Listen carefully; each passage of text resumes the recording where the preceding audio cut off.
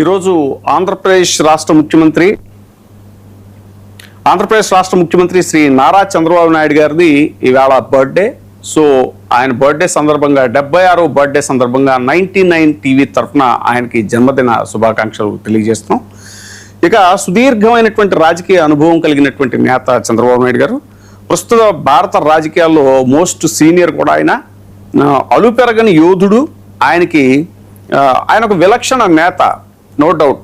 కానీ కొందరు polity villain అనేటువంటి అపప్రత కూడా ఆయన మూటగట్టుకున్నారు. దేశ రాజకీయాల్లో చక్రం తిప్పినటువంటి నేతగా ఆయన మనందరికీ తెలుసు. కానీ రాష్ట్ర రాజకీయాల్లో మాత్రం ఆయన రాజకీయ అనుభవం అంతా కూడా ఒక రోలర్ కోస్టర్ రైడ్ అనేటువంటిది చర్చించేటువంటి అంశం.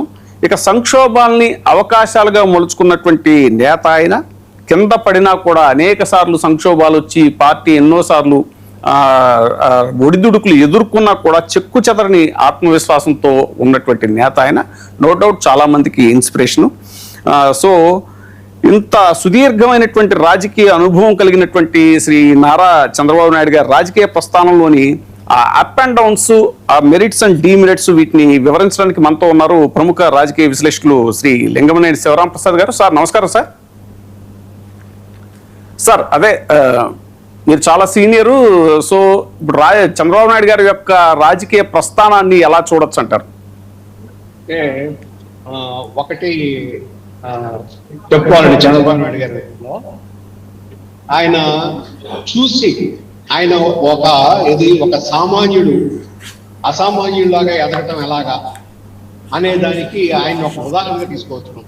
కారణం ఏంటంటే ఆర్థికంగా చాలా తక్కువ కుటుంబంలో పుట్టి తన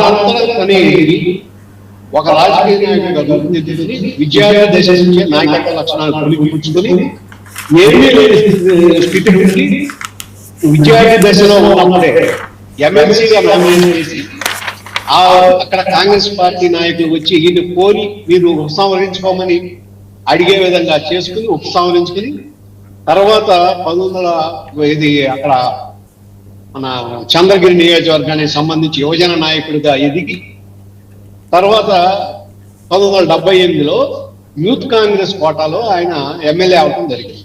ఆనాటి ప్రముఖ నేత ఎన్జి రంగా గారి సహకారంతో.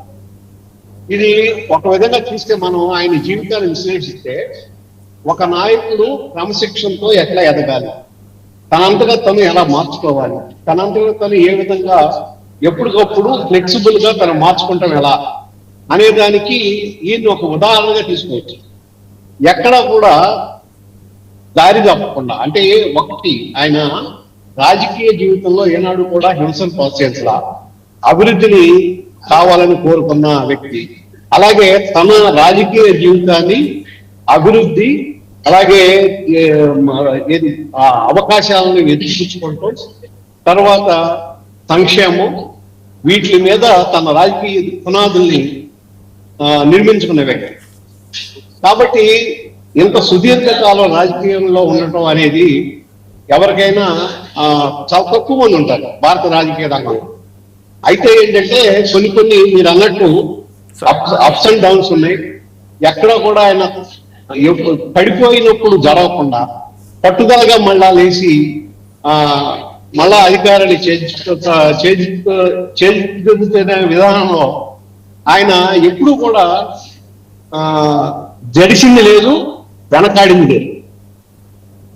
మనం ఒక విధంగా చూడాలంటే ఆయన జీవితం ఒక పుస్తకం అంటే ఒక సామాన్యుడు ఎదగటానికి ఎలా అనే దానికి ఈయన ఒక ఉదాహరణ.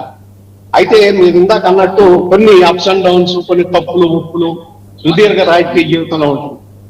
కానీ 1994లో మొదలెట్టుకొని ఇవాళ 2026 అంటే దాదాపు 29 సంవత్సరాలు. 29 సంవత్సరాలు క్యాబినెట్ ర్యాంక్ లో ఉన్న వ్యక్తులు భారతదేశంలో తక్కువ మంది. ఈ విధంగా ఉండగలిగిన వాళ్ళు, తర్వాత వాళ్ళంతా వాళ్ళు ఎదిగిన వాళ్ళు చాలా తక్కువ మంది ఉంటారు. అదే విధంగా ఎక్కడ కూడా ఈయన హింసని ప్రేరేపించడం కానీ, అధికారం కోసం తప్పుడు మార్గాలు వెళ్ళటం కానీ జరిగింది మనం ఎక్కడ చూడలేదు. కాబట్టి ఇటువంటి వ్యక్తులు రాజకీయాల్లో ఉండటం అనేది మనం స్వాగతించాల్సిన విషయం. కాకపోతే ఏంటంటే రాజకీయ జీవితంలో ఆడుకుంటుంటాయి, తప్పులు ఉంటాయి, తెలియకుండా కొన్ని తప్పులు జరుగుతాయి. సార్ ముఖ్యంగా ఏంటంటే చంద్రబాబు నాయుడు గారు పాలనలో ఉన్నప్పుడు గతంలో తీసుకుంటే హైదరాబాద్ నగరం వెలుగుల్లో ఉంటే గ్రామీణ ఆంధ్ర చీకట్లో మగ్గింది.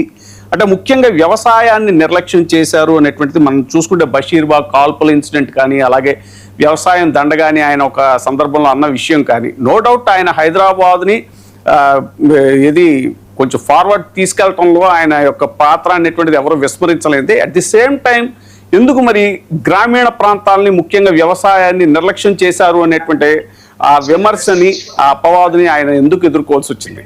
అంటే ఒకటండి, గ్రామీణ ప్రాంతాలు అనేది నిర్లక్ష్యం చేయాల, సాగునీటి రంగంలో బాగానే చేశారు.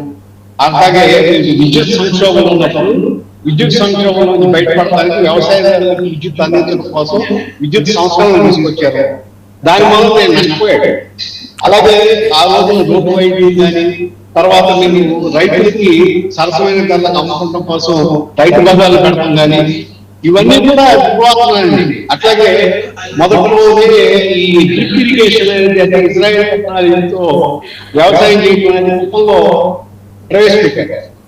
కాకపోతే ఏంటంటే ఆయన వ్యవహారం కానీ, అంటే ఒక పిహెచ్డి చేసి పిహెచ్డి చేస్తా బయటకు వచ్చింది రాజకీయాలు. ఆయన ఇంకా కూడా ఏంటంటే ఒక రాజకీయ నాయకుల లక్షణాలతో పాటు ఒక ఉపాధ్యాయుడి లక్షణాలు ఎక్కువ ఉంటాం. ఏ విషయమైనా ఎప్పుడు చూస్తుంటాం, ఏ విషయమైనా ఇంకా మునిగిపోయాయి వాళ్ళకి ఎంత అర్థమవుతుందో అని 5 నిమిషాల్లో చెప్పాల్సిందని 20 నిమిషాలు చెప్తారు. అది ఒక నిజంగా డ్రాబ్యాక్. ఎందుకంటే దాని వల్ల ఏమవుతుందంటే ఎక్కడో ఒక చిన్న మాట రెండోదేంటి, చంద్రబాబు నాయుడు గారు అతిపెద్ద డ్రాబ్యాక్ ఏంటంటే ఆయన చెప్పదలుచుకుంది సవ్యంగా, ఇది భాషలో తేడా ఉంటుంది, సవ్యంగా దాన్ని ప్రజల్లో చేస్తారు. ఆ రోజు మీరు ఇందాక వ్యవసాయం దండగనేది వ్యవసాయం దండగా ఆయన వ్యవసాయం ఈ రోజులో దండగా మారింది. కాబట్టి వ్యవసాయదారులు దాంతో పాటు పశువుల్ని, అలాగే కోళ్ళ పెంపకం, పాడి ఇవన్నీ కూడా పెట్టుకుంటే రోజువారీ మీకు ఆదాయం వస్తుంది. అప్పుడు వ్యవసాయాన్ని లాభసాటిగా మారుతుంది అని అంటే రాజశేఖర రెడ్డి గారు తెలివిగా ముందు వెనక కట్ చేసి వ్యవసాయం దండగా అన్నారు అని చెప్పారు. అలాగే వ్యవసాయకులు ఇవాళ బషీర్బాగ్ కాల్పులు ఉంటాయి. ఆ రోజున దేని గురించి, ఈ ఎల్సిటీ గురించి కదా చేసింది. ఆ కాల్పులు యాక్చువల్ గా దుర్దోషం. అయితే ఏంటంటే ఆ సంస్కరణలే వాళ్ళు ఉపయోగపడుతున్నాయి కదా. ఎప్పుడు కూడా ఒక నాయకుడు అనేవాడు, అంటే చంద్రబాబు నాయుడు గారు విజనరీ లీడర్ గా ముందుగా ఆలోచించి, అంటే ఒక్కోసారి టైం కన్నా ముందున్నప్పుడు ఏమవుతుందంటే కొన్ని నష్టాలు జరుగుతుంది. అర్థం చేసుకోవడం త్వరగా జరగదు, అర్థం చేసుకున్నట్లయితే జరగాల్సిన అందం జరిగిపోవడం అవి జరిగింది. 2004లో జరిగింది అదే, తర్వాత 2019లో కూడా జరిగింది. అట్లాగే ఇప్పుడు ఆయన భాష సరిగ్గా లేకుండా ఏంటంటే వే ఆఫ్ ఎక్స్ప్రెషన్ లో తను ఏమనుకుంది అది ప్రజలకి సవ్యంగా జరిగింది. ఎన్టీ రామారావు గారు ఉన్నారు, ఆయన అనుకుంది ఏమైనా సరే పర్ఫెక్ట్ గా ప్రజలకి ఆయన చేరాడు. ఆయన అభిప్రాయం పర్ఫెక్ట్ గా ప్రజలు అర్థమవుతుంది. కానీ ఈయనలో ఆ భాష సౌలభ్యంలో భాషని ఉపయోగించడంలో తేడా వలన ఈయనకి అనేక సార్లు నష్టం లేదు. ఎందుకంటే ఇక్కడ కూడా అమరావతి కూడా అంతే కదా, మంచి బిల్డింగ్స్ కట్టాడు. కట్టిన తర్వాత చిన్న మాట ఏమైనా తాత్కాలిక ట్రాన్సిట్ బిల్డింగ్స్ అన్నారు. అసలు అనక్కర్లా, ఇది అమరావతి ట్రాన్సిట్ అనక్కర్లా, తాత్కాలిక భవనాలు అనక్కర్లా. ఏమి ప్రచారం చేశారు వెంటనే జగన్మోహన్ రెడ్డి గారు? అదేదో ఇక్కడ చిన్న పనికి ఇల్లు కట్టినట్టు, ఏమో పడిపోయినట్టు, తాత్కాలికంగా కట్టినట్టు, దీనికి ఇన్ని లక్షల కోట్లు ఖర్చు పెట్టారని చెప్పి, ఇన్ని వేల కోట్లు ఖర్చు పెట్టారని చెప్పి అపవాదు వేశారు. అంటే ఈ అపవాదు ధరించుకోవటం అనేది అలవాటైపోయింది. తన మీద దాడి చేయడానికి చంద్రబాబు నాయుడు గారు ఆయుధం కానీ అందిస్తారు. ప్రతిసారి అదే జరుగుతుంది. అక్కడ ఈ మాట్లాడే దాంట్లో తేడాలే ఆయన నష్టం జరుగుతుంది. కానీ మీరు చూడండి, అభివృద్ధి అనేది జరుగుతుంది. 2004 ముందు ఈయన ఇది జీడిపి దాని గురించి వస్తే 2 ఫిగర్స్ జీడిపి అంటే ఆ రోజున ఎవరు యూరోప్ నుంచి ఎవరో వచ్చారు ప్రైమ్ మినిస్టర్ దాన్ని ఏంటంటే మా దగ్గర మాట్లాడితే పిచ్చోళ్ళు మాట్లాడాడు. దాన్ని రాజశేఖర గారు ఉపయోగించారు. కానీ 2 ఫిగర్స్ మనం అభివృద్ధి చూపించా కదా, డెవలప్మెంట్ జరిగింది కదా, ఆ తర్వాత ప్రూవ్ అయింది కదా. కాకపోతే ఏంటంటే మనం ఎంతవరకు చెప్పాలి, ఎక్కడ ఆపాలి దాంట్లో చంద్రబాబు నాయుడు గారు కొద్దిగా ఆయన సవ్యంగా చేయకపోవడం వల్ల నష్టపోతాం. సార్ నో డౌట్ సార్, ఇప్పుడు కొన్ని ఆధునిక అంశాల విషయంలో కానీ ఆధునిక సంస్కరణల విషయంలో కానీ చంద్రబాబు నాయుడు గారు రాజకీయంగా రిస్క్ తీసుకుంటారు అని చాలా మంది ఆర్థిక నిపుణులు అలాగే ప్రపంచ బ్యాంకు కి సంబంధించినటువంటి కొంతమంది రిప్రజెంటేటివ్స్ కూడా చెప్పారు అనేటువంటి చెప్తూ ఉంటారు. కానీ మనకున్న సోషల్ ఇంజనీరింగ్ ప్రకారం చూసుకుంటే గ్రామీణ ఉపాధి అవకాశాలు మెరుగుపరచడంలో ఎక్కడో ఆయన కొంత నిర్లక్ష్యం చేశారు. గ్రామీణ యువతని ఇది తీసుకురావటంలో వాళ్ళకి అక్కడ ఉన్నటువంటి ఇది నిర్లక్ష్యం చేయడం కాదు. ఏదైతే ఇప్పుడు ఐటీ పెరగడం, హైదరాబాద్ డెవలప్ అవడం, దాన్ని అది ఫోకస్ అయ్యేటప్పుడు దాని గురించి చెప్పి మాట్లాడేటప్పుడు మిగిలిన విషయాలు మర్చిపోయారు. అదే సార్, అర్బనైజేషన్ అంటే అర్బనైజేషన్ ఎక్కువ జరిగింది. దానివల్ల ఆ గ్రామాలన్నీ కూడా ఖాళీ అయిపోవడం జరిగింది. ఆయన ఇప్పుడు దగ్గర ఆయన 96 నుంచి 95, 96 నుంచి ఆయన ఉన్న పీరియడ్ ఏదైతే ఉందో అప్పుడు ఎక్కువ గ్రామాల నుంచి అంతా అర్బనైజేషన్ అయిపోయింది. దానివల్ల గ్రామాలు కొంచెం వెనకబడ్డాయి అన్ని రంగాల్లో అనేటువంటిది. అంటే అక్కడ అర్బనైజేషన్ అనేది ప్రపంచం మొత్తం జరుగుతుంది. అట్లాగే ఇప్పుడు అర్బనైజేషన్ జరగకపోతే ఆదాయం రాదు. ఇప్పుడు ఇవాళ అయితే హైదరాబాద్ తీసుకోండి, హైటెక్ సిటీ తీసుకోండి, హైదరాబాద్ సిటీ తీసుకోండి. ఇవాళ ఆ రోజున అతి తక్కువ పెట్టుబడితో మొదలైన హైదరాబాద్ ఇవాళ తెలంగాణకి 1,00,000 కోట్ల ఆదాయం వస్తుంది సంవత్సరానికి. అంటే తెలంగాణ ఆదాయం పెద్ద మొత్తం హైదరాబాద్ వస్తుంది కదా, దాన్ని అర్బనైజేషన్ అయితే ఎట్లాగా? కాకపోతే ఒకటి ఇప్పుడు వ్యవసాయం గురించి మాట్లాడుతున్నాం కదా, ఇప్పుడు నీటిపారుదలకు సంబంధించి చంద్రబాబు నాయుడు గారు 2014 నుంచి 19 వరకు చూస్తే 65,000 కోట్లు ఖర్చు పెట్టారు నీటిపారుదల రంగం కోసం. అంటే అదైతే వ్యవసాయం కోసం కదా. ఇప్పుడు పోలవరం కోసం పనిచేసి పోలవరం ఆలస్యమయ్యేటట్టుందని చెప్పి పట్టిసీమలు తీసుకొచ్చి పెట్టి ఆ రోజు చాలా విమర్శించారు. వేస్ట్ చేస్తున్నారు దాన్ని, పట్టిసీమ ఏంటంటే అదే పట్టిసీమ ఇవాళ 45,000 కోట్లు ఆదాయం తీసుకొచ్చి పెట్టింది. 1400 కోట్లు 1500 కోట్లు ఖర్చు పెట్టే ఒక ప్రాజెక్టు ఉపయోగిస్తే వేస్ట్ ఉపయోగం లేకుండా వేస్ట్ గా పోతున్న నీటిని ఉపయోగిస్తే దాదాపు 45,000 కోట్ల ఆదాయం రాష్ట్రానికి వచ్చింది. మరి దాన్ని మనం విజయం కదా. ఇటువంటి అనేక ఉదాహరణలు ఉన్నాయి. మొన్నకు ఎప్పుడు మొదలెడితే పోలవరం పూర్తవుతుంది. పోలవరం పూర్తయితే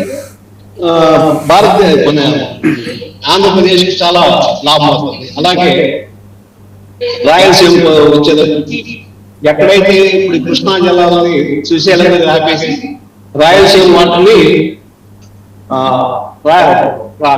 శ్రీశైలం నుంచి కృష్ణా వాటిని రాయలసీమకు ఉపయోగిస్తే రాయలసీమకు చాలా సస్యశ్యామల అవకాశం ఉంది. ఇవన్నీ మీకు ఇవాళ వాళ్ళ అందరూ ఏది కూడా గ్రాడ్యువల్ గా ఉంటుంది. అది అర్థం చేసుకోవాలి. ఈయన అర్థం చేసుకునేటట్టుగా చేయటంలో ఏమవుతుందంటే ఎంతసేపు హైటెక్ గా మాట్లాడుతూ క్వాంటమ్ వ్యాలీ లేకపోతే హైటెక్ సిటీ లేకపోతే ఇంకోటి ప్రజలకి సామాన్య అర్థం కాని భాష. No doubt sir, no doubt IT రంగంలో చంద్రబాబు నాయుడు గారు చేసినటువంటి కృషి అనేటువంటిది ఎవరు కాదనలేంది. అట్ ది సేమ్ టైం విద్యా వైద్యం ఈ రెండు కూడా ప్రభుత్వ రంగంలో కాకుండా ఎక్కువ ప్రైవేట్ రంగంలో ప్రోత్సహించారు. కార్పొరేట్ విద్య, కార్పొరేట్ వైద్యాన్ని ప్రోత్సహించారు అనేటువంటిది ఆయన మీద ఉన్న మేజర్ ఎలిగేషన్. ఒక్కటండి దీంట్లో నేనే ఉన్నా.